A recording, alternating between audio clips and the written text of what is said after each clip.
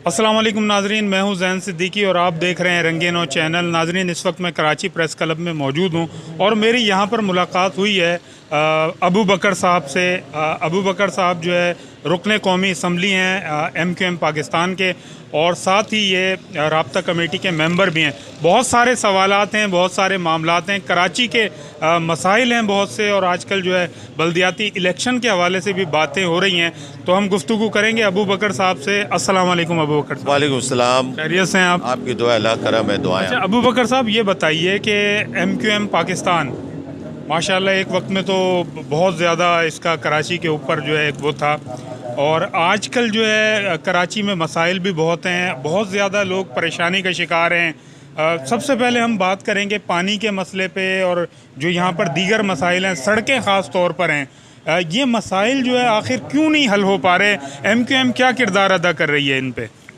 बहुत बहुत शुक्रिया, आपने बड़े अहम उमूर पे और जो कराची के मसाइल पे उस पे मुझे गुफ्तगू करने का मौका फराहम किया है। देखें, सैलाब जो पिछले दिनों आया उसकी वजह से पूरे सिंध में जो सूरत हाल है वो आपसे छुपी ढकी नहीं है, और ये आवाज़ें भी हम उठा रहे हैं। लेकिन उस सैलाब ने जहां अंदरून सिंध और पंजाब या बलूचिस्तान को बहुत ज़्यादा नुकसान पहुंचाया, कराची में जानी नुकसान तो नहीं हुआ, लेकिन कराची की हमारी सड़कें बिल्कुल बर्बाद हो गई, तबाह हो गई। अच्छा, ये एक कुदरती आफात था, जाहिर सी बात है इंसानी से, चूँकि हमारी प्लानिंग उस तरह से नहीं है जिस तरह से होनी चाहिए, वरना बारिश तो पूरी दुनिया में होती है, लेकिन हमारे यहाँ गलत प्लानिंग की वजह से आपका निकास का वो बेहतर एहतमाम नहीं है कि वो पानी जो है ना समुंदर में जा सके, जिसकी वजह से जानी नुकसान, माली नुकसान, इंफ्रास्ट्रक्चर तबाह होता है, और हर साल ये सूरत हाल होती है, कभी ज़्यादा और कभी कम। इस हवाले से हमने वफाक में भी बात की है।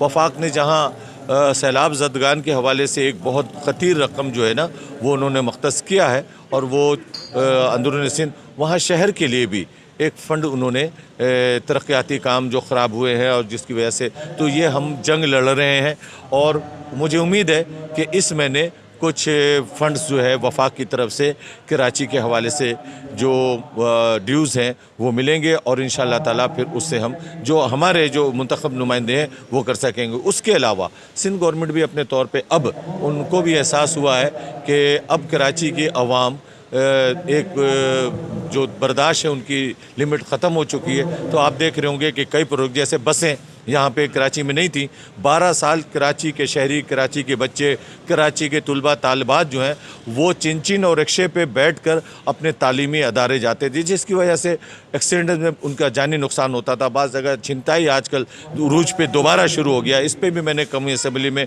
पिछले हफ्ते ही आवाज़ उठाई है कि कराची की सूरत हाल जिस तरह बड़े मुश्किल से कराची में अमन कायम हुआ था, लेकिन वो फिर दोबारा हो रहा है, लिहाजा उसको कंट्रोल करने की कोशिश जाए। लेकिन अबू बकर साहब, ये बताइए कि माशाल्लाह आप कोशिशें तो कर रहे हैं, लेकिन वो आवाज़ आपकी नहीं सुनी जा रही, या फिर ये हम ये समझें या आवाम ये समझें कि जो आपकी बाहमी जो अंडरस्टैंडिंग है, कुछ ज़ाहिरी तौर पर कुछ है और बातनी तौर पर कुछ है, वो मसाइल उस तरह से हल नहीं हो पा रहे जिस तरह से होने चाहिए। अभी भी सड़कें कराची की टूटी हुई हैं, कराची की गलियों महलों में जाएं, सड़कों का इंफ्रास्ट्रक्चर आपको नज़र नहीं आएगा, पानी खड़ा है, गंदगी है, बहुत परेशानी का शिकार हैं लोग। देखिए, ये काम दरअसल पूरी दुनिया में बल्दियात का होता है, और सबसे ज़्यादा जो मजबूत जो थर्ड टियर ऑफ गवर्नमेंट है वो बल्दियात के। पूरी दुनिया में आप चले जाएं, आप अपने अड़ोस पड़ोस के ममालिक में चले जाएं, ईरान चले जाएं, इंडिया चले जाएं, आप चाइना चले जाएं, ये आपके पड़ोसी ममालिक हैं। और वैसे भी जो दूसरे तरक्की याफ्ता ममालिक हैं वहाँ चले जाएँ, तरक्की पजीर ममालिक हैं वहाँ चले जाएँ, थर्ड टियर ऑफ गवर्नमेंट जो है मेयर सबसे ज़्यादा अख्तियार होता है, फादर ऑफ द सिटी कहलाता है, और उसके पास एडमिनिस्ट्रेटिवली और उसके पास फाइनेंशियली अख्तियार होते हैं, तो वो शहर की तकदीर को बदलता है। बदकिस्मती से हमारे यहाँ सियासी निज़ाम कुछ ऐसा है कि जो भी हुकूमत में आता है वो चाहता है कि सारे अख्तियारात हमारे हाथ में हो जाएं। कल मैं कोट करूँगा इस बात को, जो अच्छा काम है वो हमारा बदतरीन मुखालिफ भी कर जाए तो उसकी तारीफ़ करूँगा कल, और अगर अच्छे हमारे साथ चलने वालों ने भी किया है। यही कराची शहर था, और इसी कराची शहर को परवेज़ मुशर्रफ के दौर में जब बल्दियात को पूरे अख्तियारात दिए गए, एडमिनिस्ट्रेटिवली भी और इंतज़ामी तौर पे और माली इख्तियारात। तो इस शहर कराची की हालात तब्दील हुए। लोग पंजाब और खैबर पख्तूनख्वा से कराची आते थे और आपका जो अंडर बाईपास बना, आपका जो ओवरहेड ब्रिज बने, कासार से साइट एरिया आदमी 20 मिनट में पहुंच जाता था। तो ये कहाँ से मिला?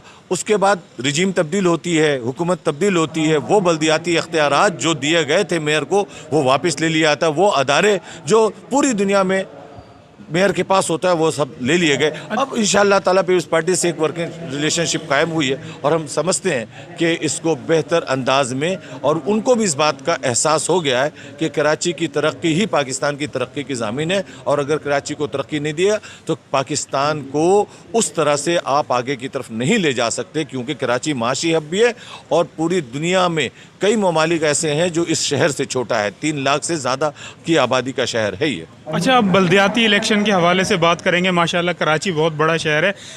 आपकी मौजूदगी का फ़ायदा उठाना है सिर्फ 1 मिनट के लिए, चूँकि मुझे अंदाज़ा है कि आपने जाना है। ये पूछना है कि आप लोग मुखालफत क्यों कर रहे हैं, जबकि जमात इस्लामी ये कह रही है कि हम जो है बल्दियाती इलेक्शन चाहते हैं और फौरी तौर पर इक़्तिदार जो है वो निचली सतह पर मुंतकिल होना चाहिए। बहुत अच्छा सवाल किया आपने और मेरी ख्वाहिश थी कि आप इस जानिब आए।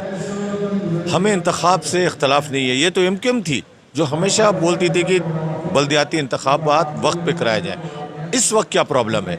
इस वक्त ये प्रॉब्लम है कि जो बल्दियाती इंतखाब के हवाले से जो यहाँ पे यूसीज तश्कील दी गई, जिसे डिलिमिटेशन कहा जाता है, वो डिलिमिटेशन इस तरह से पीपल्स पार्टी ने कर दी है कि जहाँ जहाँ हमारी आबादी, एक उसूल है डिलिमिटेशन का ना, कि ये दरिया अगर बीच में है, नदी बीच में है, अगर सड़कें बीच में है, मेन शाहराह है, हाईवे है, सड़क वो ट्रेन की पटरी है, तो उसको क्रॉस करके आप यूसी नहीं बना सकते। लेकिन शाह फैसल में आप जाएंगे तो यूसी बनी है शाह फैसल, और नदी क्रॉस करके बागे कोरंगी एक यूसी।